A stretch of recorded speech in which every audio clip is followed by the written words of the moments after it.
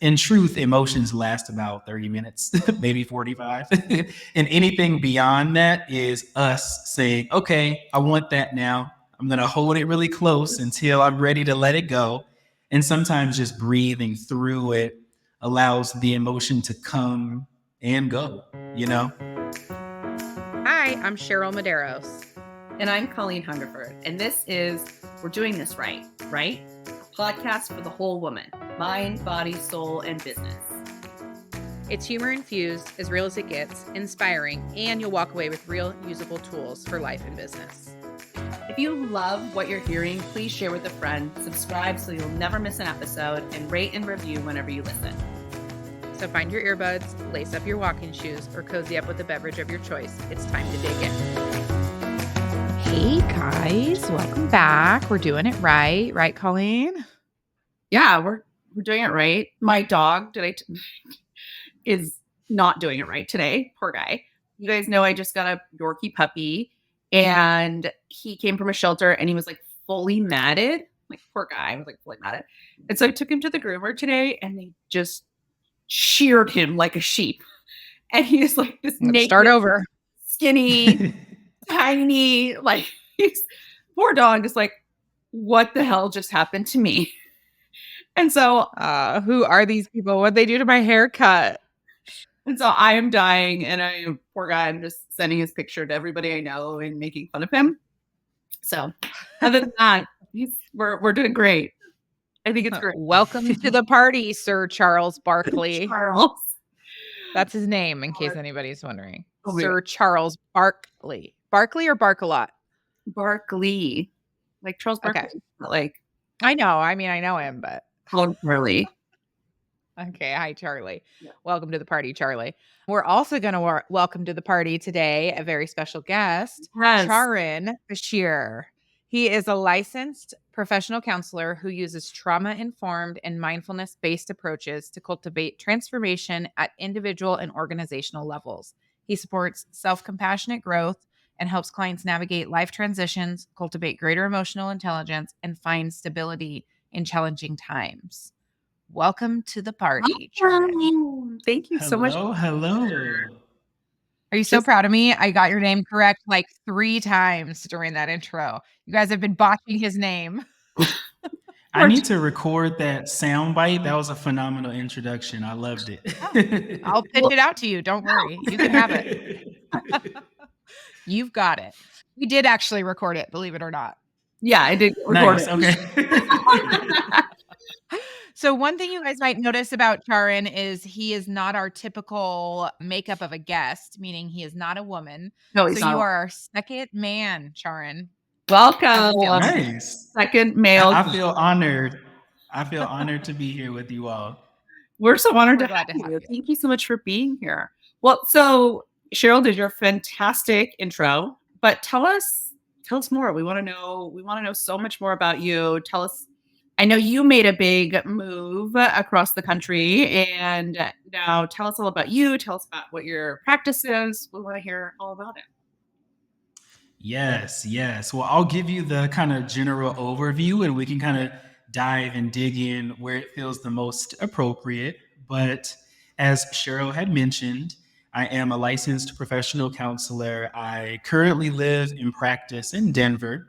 But I found my way to Denver by way of Detroit, by way of my hometown of Chicago. And like most Chicagoans, I am actually from the south suburbs, Park Forest, but it's close enough to call Chicago because people don't know the entire surrounding suburbs. But I actually got my start in Michigan. So that's where I originally started practicing after I got my grad degree in Chicago at the Adler School of Professional Psychology. And I did my undergrad at UIC, where I studied applied psychology and sociology. And like most people, or maybe unlike most people, I found that my professional journey was really just defined by chasing consistently what made me feel good, what felt very authentic to me and very value aligned. And maybe a lot of therapists might have the same story, but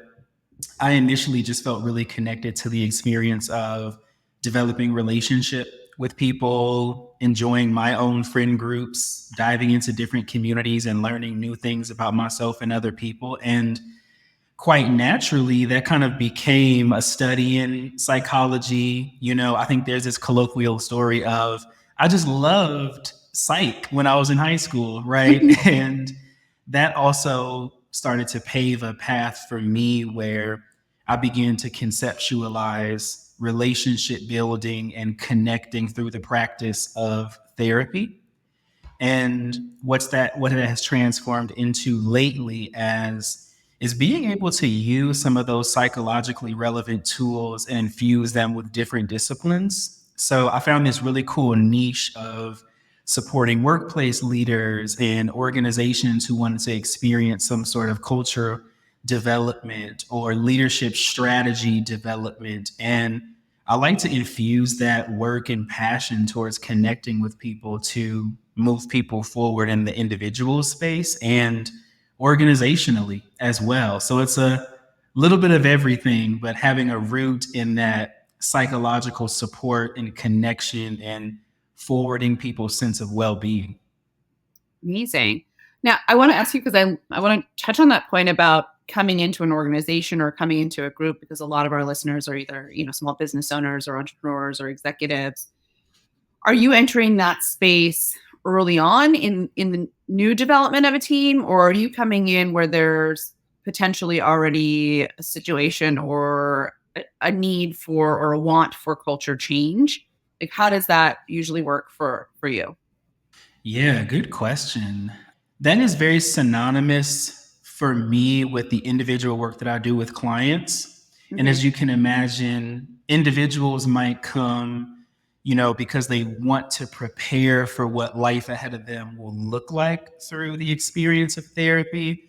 Whereas other people might find their way to me because they are maybe in a very challenging time in their lives and they want to be able to kind of dig themselves out of that hole metaphorically. So, what I find with organizations is that I always come in with value aligned work that I can provide, and they let me know what collaboration will be the most beneficial to their current context. So, I have had the opportunity of speaking within leadership development programs at companies for new leaders Mm. who the organization wants to get more in-depth experience in what it means to lead people, and I'll offer up some core value work and personal self-discovery to aid that.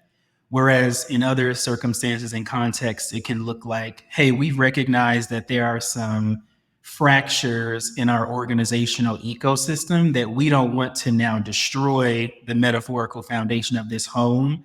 So, how can we begin to cultivate some transformation at that point as well? I mean, are you ever just coming into like a house that's burning down? Like, is that like, are they ever like, Charan, come in with this because this shit's about to sink? Like, is that, or is that usually happening earlier? Are you usually stepping in a little bit earlier than that? It's both and. Okay. I've had the experience where there has been this metaphorical, the house is on fire right now and we need support. Yeah. And I always come back to what is the work that I can provide. And for me, that all stems from supporting an individual, right? And I see the organization as a larger ecosystem, right? So that might mean, okay, there's a fire here. What do we need to do as executive leadership in order to address the fire, to build a strong strategic plan towards development? How do we collaboratively share those goals and objectives with the team members who might be experiencing the metaphorical burns of that fire?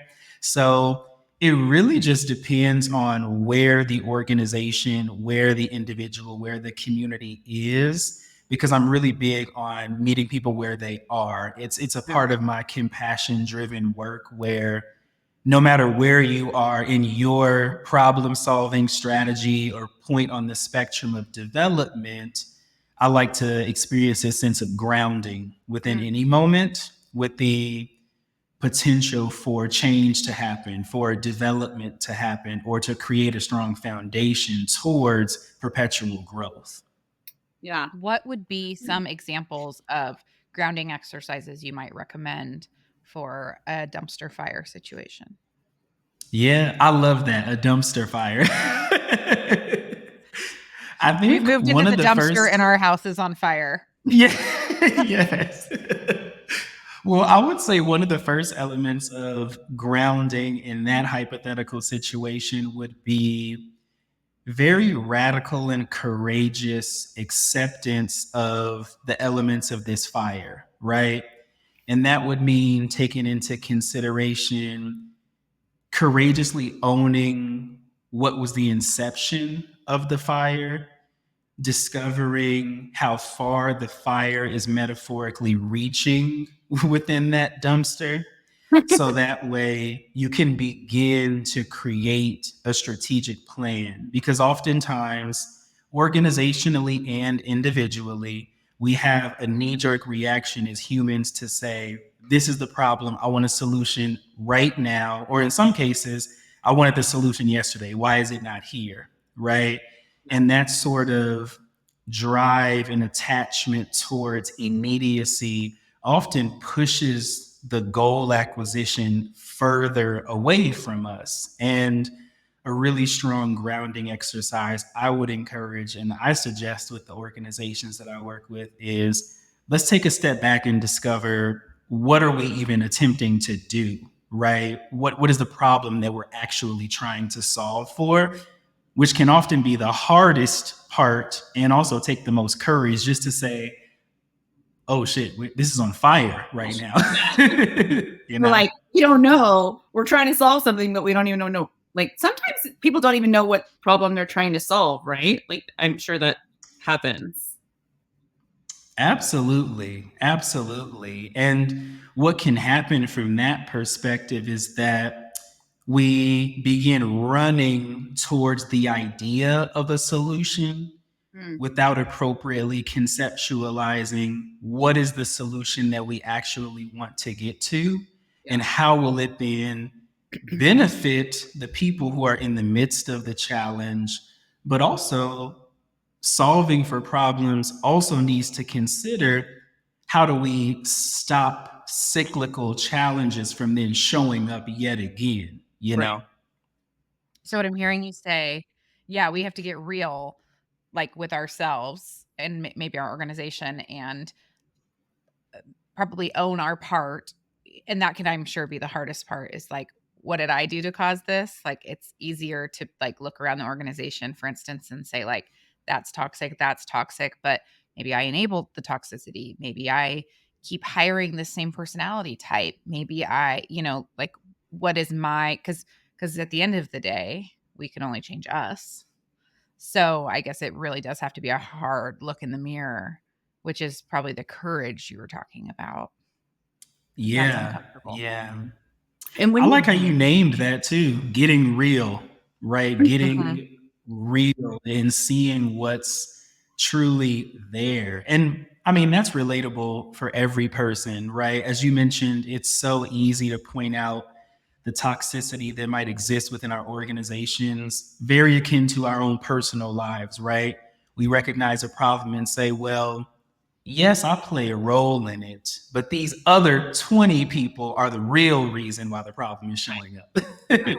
right, Mm. when you're entering into these situations in an organization, and then we can talk about non-organizational work as well. But you know, I always ask this when I talk about people who come in and kind of intervene in these is where do you start? Do you start with the leader? Do you start with the subordinates? Do you start like what is your process with that if there's a situation that it where there's a tiff, if you will, or a fire, however it goes. Like, do you have a process or do you kind of just is each situation individual and you kind of have to feel your way out?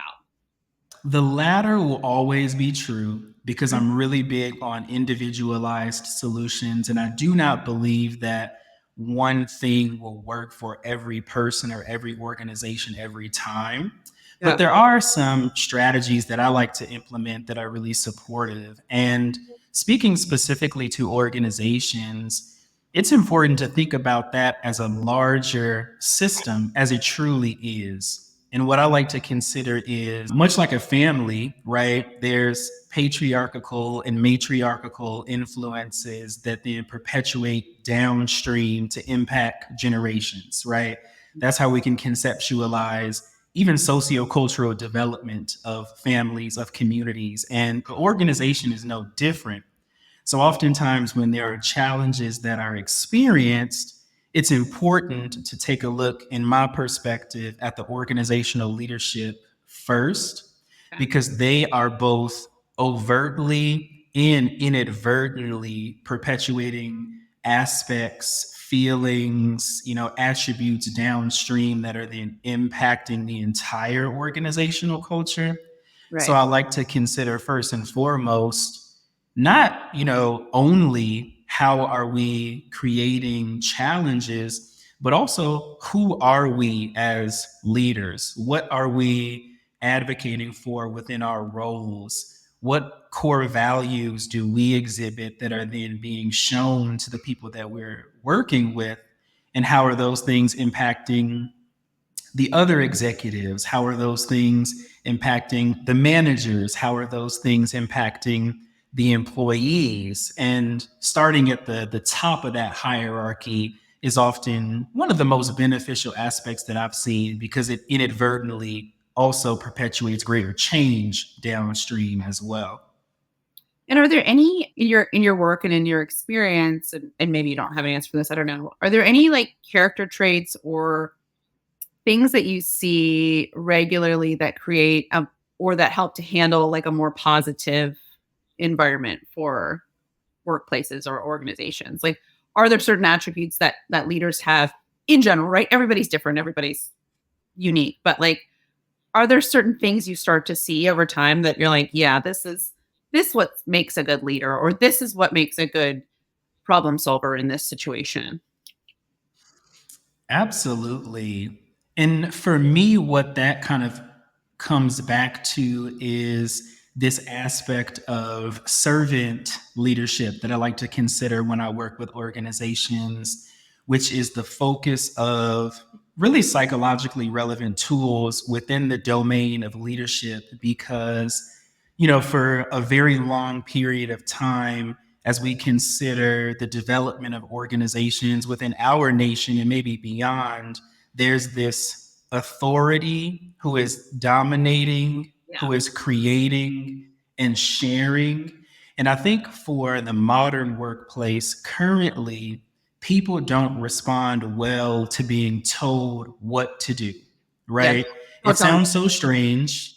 Don't tell me Yeah, what. it sounds. No, it sounds it, completely correct. I hate being told what to do. Don't tell Don't me tell what to me. do. yeah, It's off to me. I'm a grown yes. ass woman. I'll do what I want. Exactly. Exactly. And within the organizational framework, right, the maybe general assumption is that an employee does what the leader asks. Mhm. And there's this monolithic relationship there. But what I often like to focus on, and what I've recognized is the most beneficial for more modern workspaces, is to focus on this servant leadership where we place ourselves at the same level as the employee who we want to gain allegiance with, who we Right. want to develop collaboration with. And in that process, what I find is that leaders who are a lot more conscious of their employees' emotional well being, who are a lot more able to express humility, even in the Mhm. face of leadership, and listen before they lead, it gives us an opportunity to accomplish maybe the goal that we've always wanted to accomplish in work, in a way that also cultivates a sense of empowerment for employees. Because it's a colloquial reference I'm making, but I'm pretty sure that a lot of people can witness it in their professional experiences. An employee will always work harder when they feel a sense of ownership and alignment with the work that they are doing, as opposed to feeling as if, hey, clock in, do this, go home, be quiet, thank you.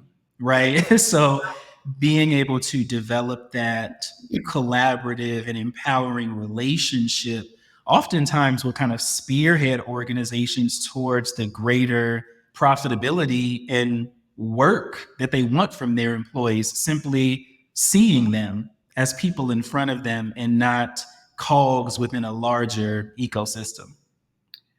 So I'm thinking about this just like tangibly. So let's say there's a department leader, he or she has 4 people working with them that all kind of have the same role. And so I think what would be important would be to define the mission, to define like the job, like this is what we're here to do in the day. This is our mission. Here's our core values. We've all bought into this. We've kind of done this together. Like this is what we've decided is our goal.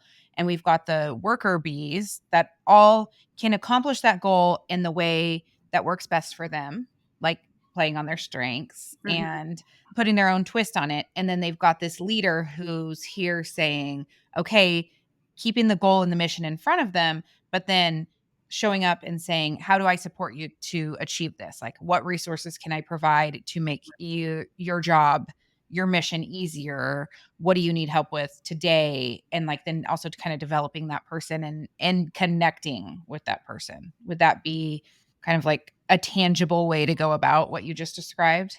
Precisely. And what really resonates there in your explanation of that is supporting the growth of the people that you are working with so they can also become leaders in their own right.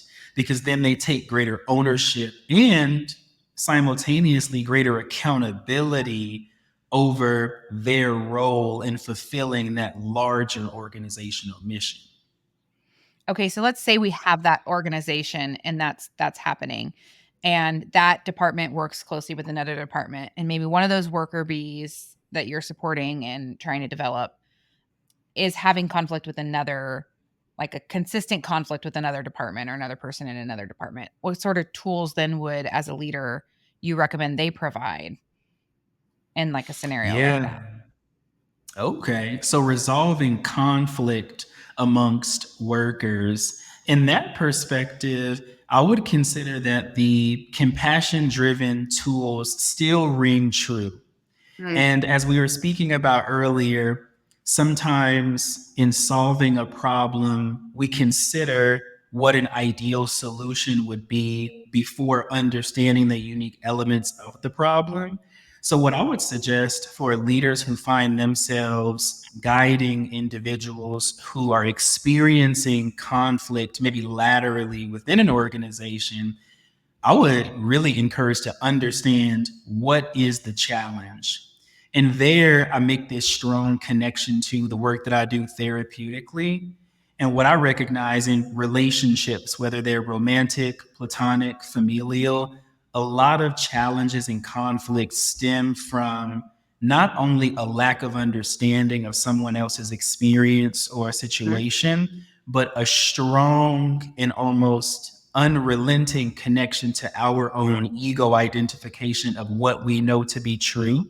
And that sort of constriction on our own understanding really creates conflict and a barrier to even understanding what can be showing up for someone else. So I would really encourage some open communication and dialogue and radical acceptance of perspectives that might be different from your own and how people might be saying the same thing in different ways. Yes. I think what you just described is the conflict that will be happening for the next 2.5, 3 months while we get to November, the first Tuesday in November for election year. Like just like these different polarized sides. It's like this person has this lived experience that's formed and shaped their perspective. And then this person has a different lived experience and is living in their own ego. And like, how can you not understand me? And really probably what it ultimately comes down to is just lived experiences, and then like we're all kind of operating out of fear when it comes to this sort of thing. So it would have to take someone willing to like overcome, like if you're fighting with uncle at the dinner table for the next 3 months, you'd really have to have the radical acceptance of understanding like this person has had a different lived experience than I have, and acknowledge that first, and then develop, like you said, your ideal solution. And so like radical acceptance, owning your part. And then they're just also in those scenarios may not be the ideal solution is not having conversations about it. The ideal solution is don't go to that dinner. Don't get dinner with that. We should need that in our life. Save it till December. Yeah. I've been writing notes down here because a lot of things that you're saying are really resonating with me. And one of the things that you said was listen before you lead, or listen before you. And I think even in these situations, Cheryl, when you're talking about like two employees that are having a situation, I think I've been in leadership, and I've had to manage up to upwards of 50 people at one time. And so much of that, to your point, is like people bring conflict in, but a lot of times that conflict is coming from something else, right? It's like there's something happening at home, or there's some situation we don't know about, or, this person had a bad day coming in, and then somebody else was like, hey, how come you didn't turn in the report I asked you? And then that person is like, explodes. But to your point of like really leading with compassion and leading, and listening, there has been a kind of archaic version of leadership where you're just talking and you're telling and you're ordering, right?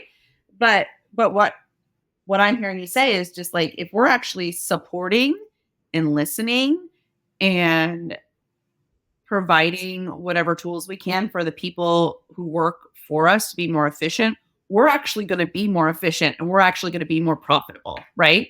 Especially if you're working in a situation where you've got salaried employees. To your point, like they come in, they could sit at their desk all day and like bink bonk, do nothing, and then leave. Or if you're supporting somebody who is, and they're coming in and they're empowered and they're happy about being there, and they feel like they can take the reins and run with it, you're going to get so much more efficiency out of that person. And I'm not trying to say this like we're all about money, but that's why we all work.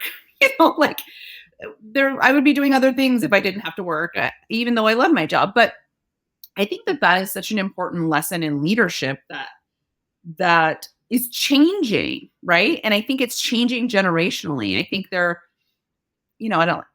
I'm an elder millennial, if you will. And I think boomers, or that even some of the Gen Xers, like some of that generation, have had to prove themselves through strength and authority. And I think now that we're seeing leadership change, right? Like Cheryl and I talk a lot about like now women our age are becoming CEOs, and we're like, that's so weird because I'm like 25, but they are, and they're taking on leadership, right? And I'd be interested to hear like your perspective on how that leadership change is affecting workplace change, and if you're seeing anything like that. Yeah, that resonates with me as you share this generational shift across the timeline of the leadership goal and how it impacts workplaces. And what really rang true for me, or what was coming up as you were sharing that, was leadership that isn't compassion driven is fear driven. Mm-hmm. Now, that doesn't mean that you are coming into work, you're anxious and fearful and reticent. It doesn't mean that. But this compassion driven leadership of this more modern workplace that maybe we're developing because we've recognized some of the ills of the past is that compassion does not mean passive. It means I'm willing to be with and understand in order for me to perpetuate a stronger leadership strategy that both accomplishes my goal and the goal that's aligned with what this person, this employee needs in their own work to feel valuable as well. And what I refer to as some of that fear-driven leadership is that oftentimes when we think about individuals who lead from a more of an authoritarian standpoint, it might not be recognized openly, but digging beneath the surface, they're leading themselves, right? They are leading themselves within the context of the fearful anticipations about what will happen when people don't listen to me because I feel so attached that my strategy is the greatest way to lead.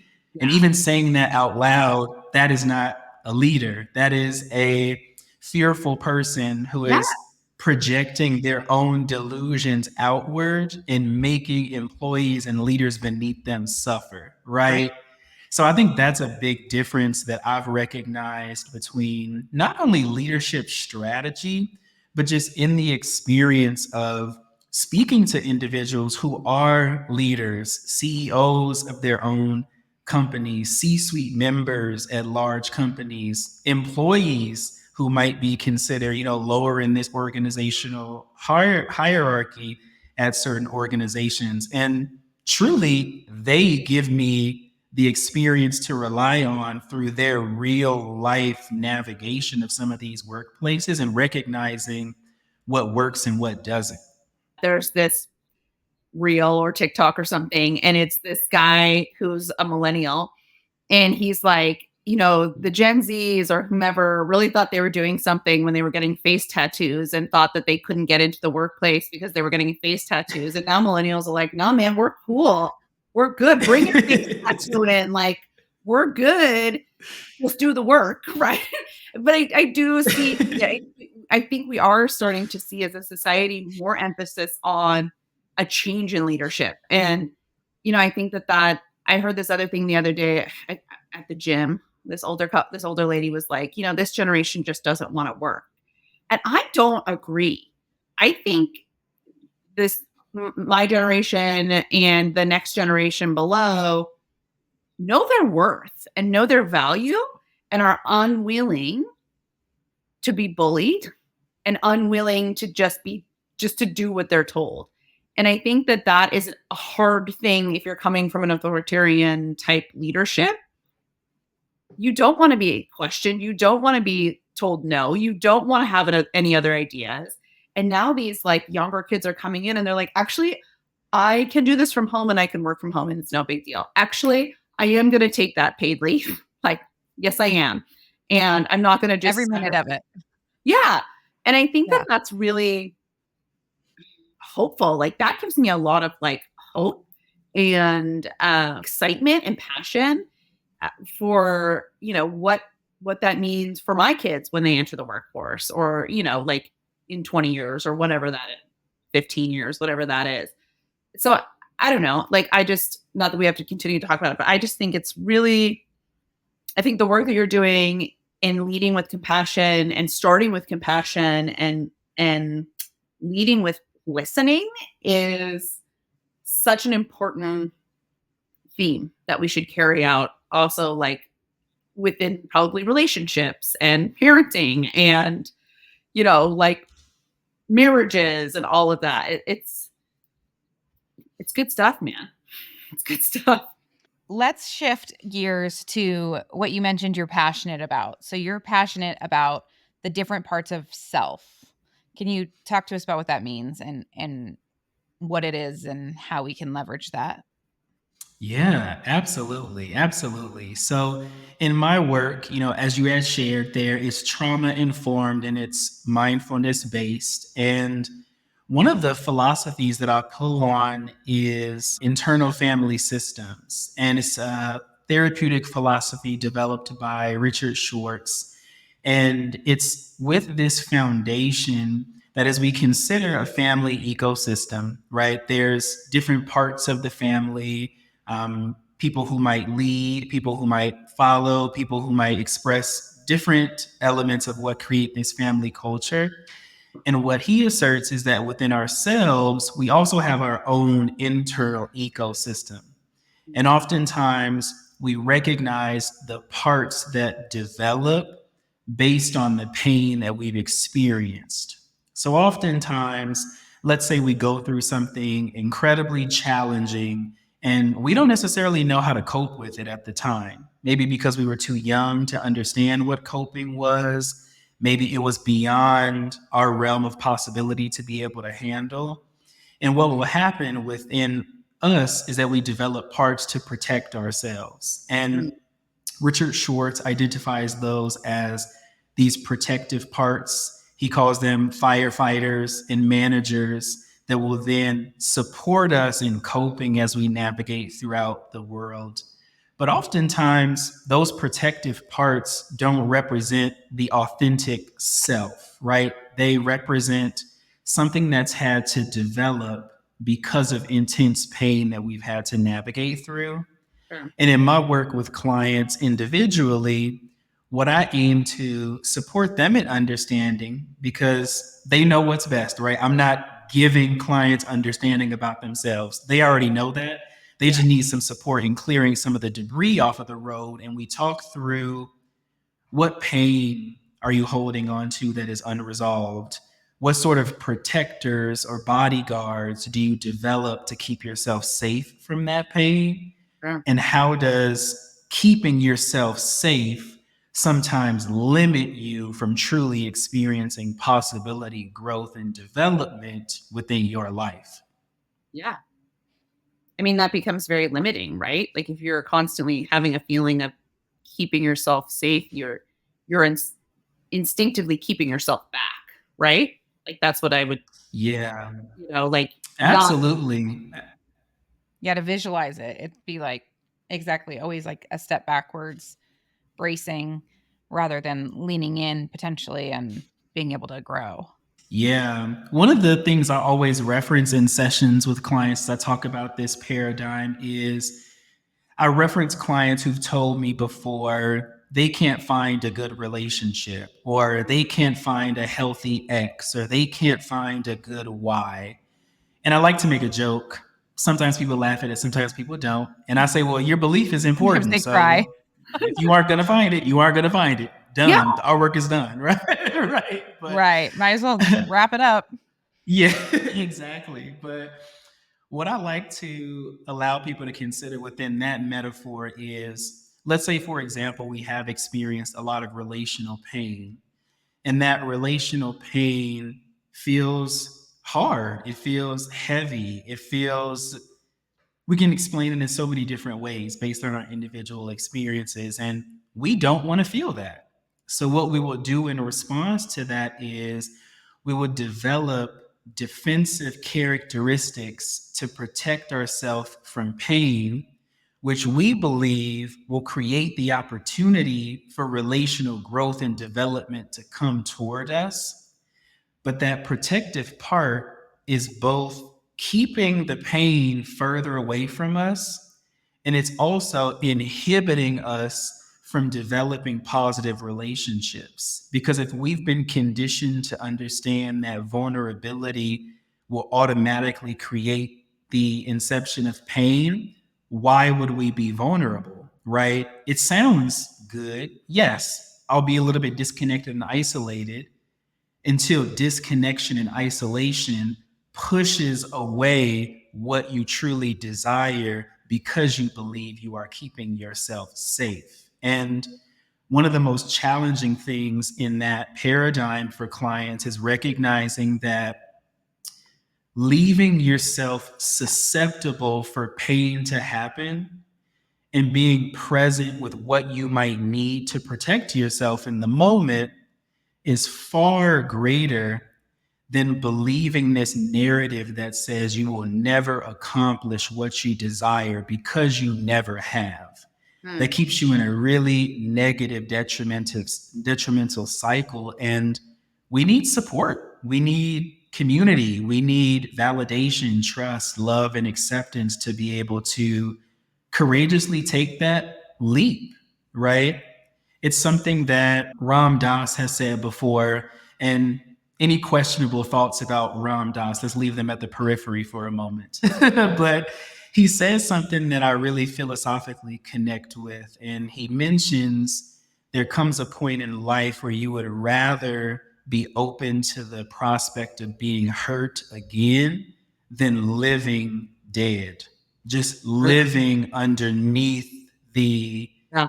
the narrative that you will never get what you desire. You will always experience pain. And human beings are incredibly powerful creatures. And that belief truly becomes manifest within our lives, our relationships, our opportunities, the way we feel.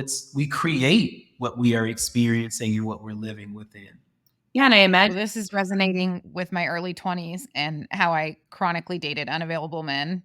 In one aspect or another, they just were not capable of connection. And it was because I, at that time, did not feel worthy of connection. Mm, And I had to take the courageous step of looking deep in myself and understand, why don't you feel worthy? And then overcome that. And then I was able to welcome like an actual legitimate relationship into my life. Well, and I Yeah, yeah, right, assume too, like if you're coming from a place of not of fear or protection or whatever, anything that shows up, you're afraid of, right? Like even something good that shows up, you maybe can't even recognize that because you're constantly in this protection. Like that's what you have taught yourself, or those are the walls that you built up, or whatever. Like it couldn't. And to your point, you're like, if I can't have anybody who's good, then no, you can't. You can't have anybody that's good because you're not Right. even going to see the good because nobody's going to be, yes. you know. Yeah.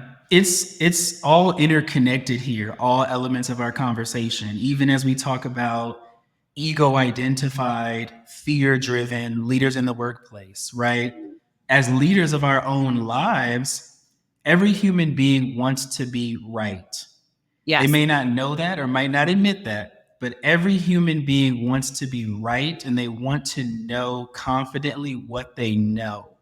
And that's a little bit of a trick bag because if we've become identified to a negative narrative that says we will not, we won't be able to, we cannot, because we want to know for certain and our ego wants to identify to be able to ground the self, we will find opportunities that will verify that belief that we have, because even if it means hurting ourselves, we are right.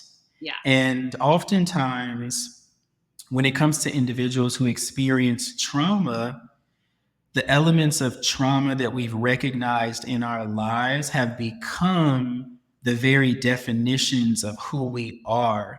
And it's important to recognize that even in the therapeutic work that I facilitate with clients, that's a courageous journey to take, because if something has been integrated to yourself that you're attached to, being able to believe in something different feels like letting a piece of yourself go.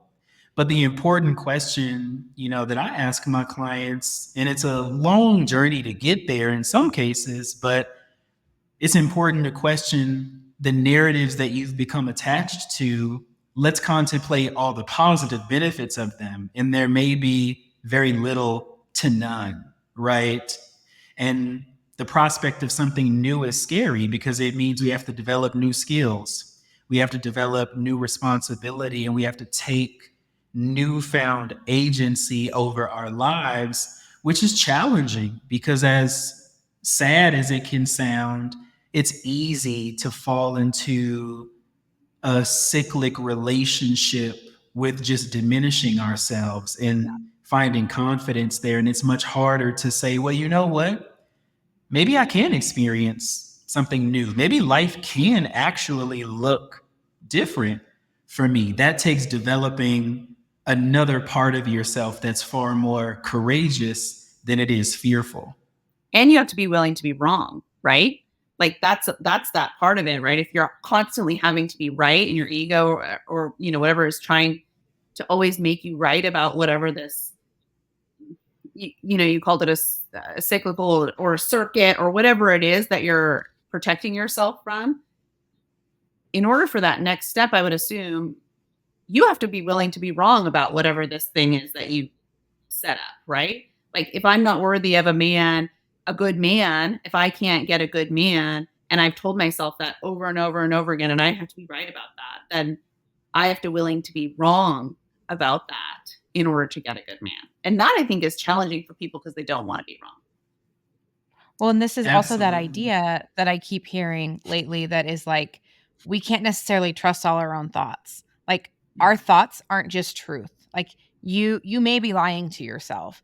And then what I'm also hearing you say is, and I do this without realizing what I'm doing, but like I'm a chronic reframer. Like I will reframe a situation, I will reframe thoughts and switch them to the positive. And it's really that thing of breaking that cycle of the negative and the story you've been telling yourself and just switching it to what you actually want it to be. It's fascinating. Do you do any EMDR in your practice? I do not do any EMDR. I do utilize the bilateral stimulation as a therapeutic tool with clients, which is a reductive sense of the entire 8 phase EMDR model. But it is very, very helpful, even as you share this benefit of reframing our beliefs, right? Because one of the hypotheses around the EMDR process is that as we utilize the bilateral stimulation, we're able to refine our cognitive process, which assists our objective reasoning, our objective functioning, our executive functioning. And we're better able to recognize the distinction between what is feeling based and what is a factual reality of the lives that we're living within. And I use a lot of mindfulness based practices in order to get clients grounded in the right here, right now, because what I'll often find is that sometimes clients will live decades of their lives affirming a narrative about who they thought they were, that they never take the time to actually discover who they are ever within their lifetime. And sometimes that requires, this is simply stating a very complex process, but sometimes that requires just stopping for a moment, right? To stop and recognize what sort of movies, metaphorically, are playing in our mind,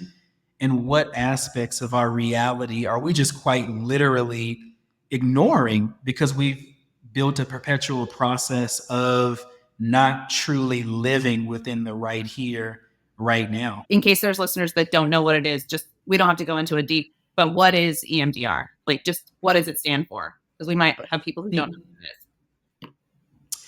Eye movement desensitization, which is one of the most complicated words for me to say, and reprocessing. So essentially what EMDR will use is bilaterals, so pertaining to different sides of the body, whether that's tracing a finger, tracing a light, using some somatic response, like maybe a tapper, to stimulate opposite sides of the body. And the hypothesis there is that when we are actively doing that bilateral stimulation, it disempowers this connection to the negative thought-based narratives that we're replaying. And it gives us an opportunity to step into empowerment and encouragement right here, right now through that process. Thank you, Colleen.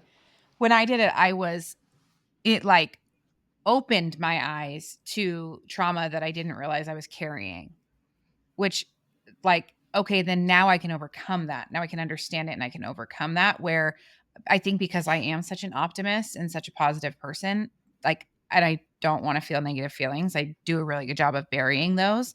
And like some of the deepest trauma that I experienced in my life, I didn't even identify as trauma because I was trying to protect myself from it, but I couldn't heal from it. And I was, as you described, putting up that defense all the time against these things that I didn't even realize were based on this other trauma that had, I just needed to understand it to be able to reshape it. And it was so powerful. I did it once. My therapist probably thinks I don't like her because I didn't come back after that, but it was just very effective. Yeah. I've also done EMDR as well in the past as a client, and it is very, very beneficial. It's very, very eye opening, as you mentioned. And what I use now is a modality called trauma focused cognitive behavioral therapy.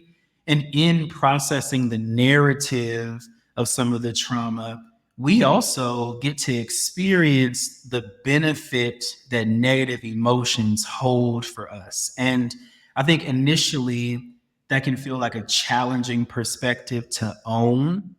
But I often encourage my clients, let's say, case in point, who are experiencing a lot of anxiety or depression, we need not get lost in the emotional experience of those things, but it is important to recognize what they might be communicating to you, because anxiety can be both debilitating and it could be an indication of things you might be genuinely overlooking. And maybe that visceral emotional experience is attempting to bring something to the surface for you that you are attempting to actively ignore. It might not be the case for every single person every single time, but I do strongly believe, have experienced, and have recognized in my sessions with clients that understanding the language that our emotions are speaking, we get the opportunity to better integrate those emotional experiences to be supportive to us as opposed to debilitating to us. What is one of your top or favorite ways to induce mindfulness in a patient? One of my favorite ways to do mindfulness, I have two, and it's hard to pick between the two, but I really enjoy doing guided meditations with clients because it will give them the opportunity to not think about thinking about what they're thinking about. And I just ask them to focus on my voice, right? As we guide them through this mindful process of really deep recognition of what's happening right here, right now. I find that after a guided meditative practice, clients begin to develop the courage to do it on their own and to feel a lot safer with being still. Because for a lot of trauma clients, being still, being quiet is one of the most unsafe places. But oftentimes, being able to facilitate that mindfulness meditation alongside someone who can really be supportive to you in that process begins to develop this sort of social attunement process where we cultivate trust, where we cultivate acceptance for what this moment is. And another mindful practice is yoga. And I really like to encourage clients to find maybe communal classes. There's a bunch of free classes on YouTube. There's a lot of ways you can access yoga. And the reason I suggest that for clients for mindfulness is because it trains our body to be within discomfort in a comfortable way. And what you'll often hear is in a yoga class, right? Breathe through this pose, breathe with this pose, focus on your breath, because as you're maybe contorting your body, as it might feel like to some people, you're mentally experiencing this bilateral of pain or tension while also cultivating a space of relaxation through the practice of focusing on the breath. And as I'm sure we've all colloquially heard before, we have the opportunity to take that off of the mat. And if my body can be with tension as I'm experiencing a restorative breath, what might that mean when I'm at my desk and I'm experiencing stress or anxiousness? Can I also breathe through that as well? Because in truth, emotions last about 30 minutes, maybe 45. And anything beyond that is us saying, okay, I want that now. I'm going to hold it really close until I'm ready to let it go. And sometimes just breathing through it allows the emotion to come and go, you know?